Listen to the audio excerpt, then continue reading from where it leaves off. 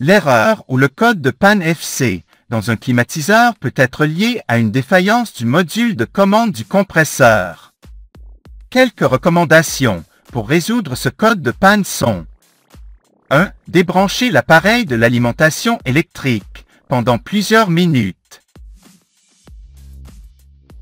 2. Rebrancher l'appareil et vérifier si l'erreur disparaît.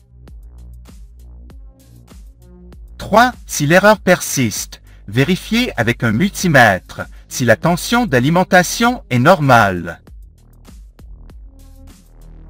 4. Les problèmes de commande du compresseur peuvent être liés à des défaillances, des connexions électriques ou à des contacts lâches.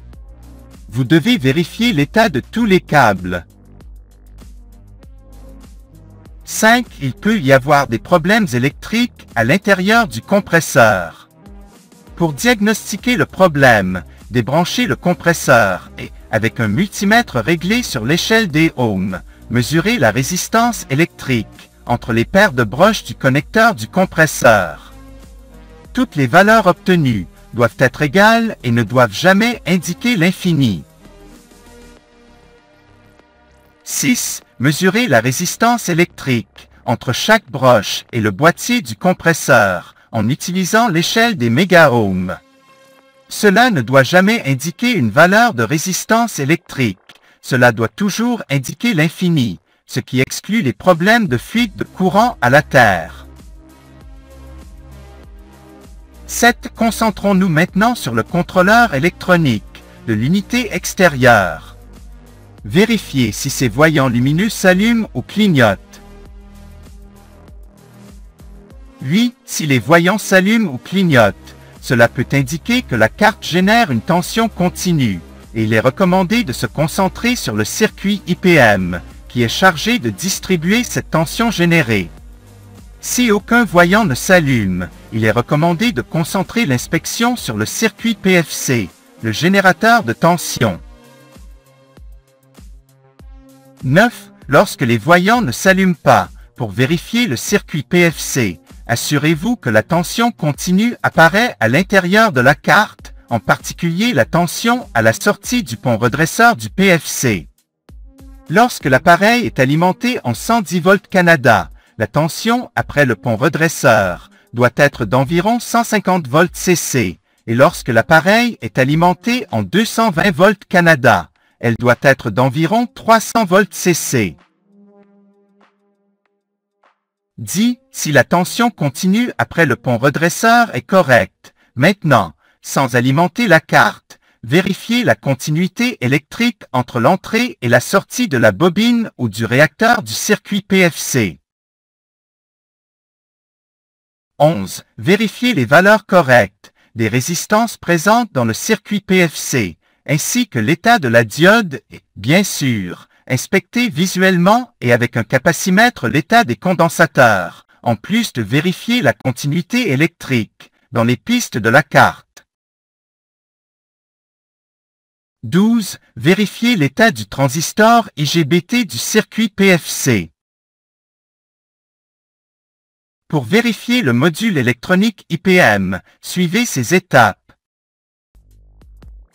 1. Déconnectez l'appareil de l'alimentation électrique. Rappelez-vous que les condensateurs peuvent stocker du courant. Utilisez un multimètre sur l'échelle de tension continue pour mesurer les extrémités des condensateurs et vous assurer qu'ils sont déchargés. 2. Localisation du circuit électronique IPM. Le circuit électronique IPM est couvert par des ailettes de dissipation de chaleur. Ces broches sont connectées via 3 pistes indépendantes et un connecteur électrique aux 3 broches du compresseur. 3. Alimentation positive. Identifiez l'alimentation positive aux tensions du circuit électronique IPM en suivant la piste positive des plus gros condensateurs haute tension jusqu'au circuit électronique IPM. 4. Alimentation négative. Identifiez la piste négative des condensateurs jusqu'au circuit électronique IPM en suivant la piste négative des plus gros condensateurs haute tension jusqu'au circuit électronique IPM. 5. Identification des points de sortie U, V, W. Ils peuvent être identifiés en suivant les pistes des connecteurs du compresseur jusqu'au circuit électronique IPM. 6. Régler le multimètre sur l'échelle de diode.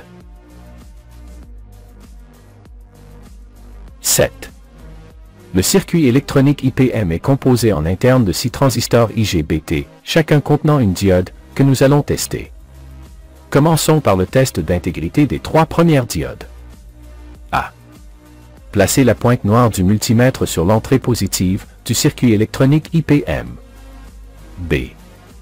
Avec la pointe rouge, mesurez les points U, V, W. C.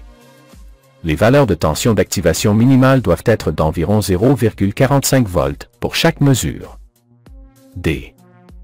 La mesure obtenue entre l'alimentation négative et chaque broche U, V, W doit donner pratiquement la même lecture. Passons maintenant au test d'intégrité des 3 dernières diodes. A. Placez la pointe rouge du multimètre sur l'entrée négative du circuit électronique IPM.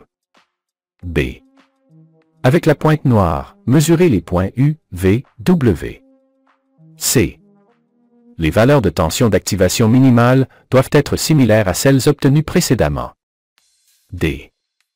La mesure obtenue entre l'alimentation négative et chaque broche U, V, W doit donner pratiquement la même lecture.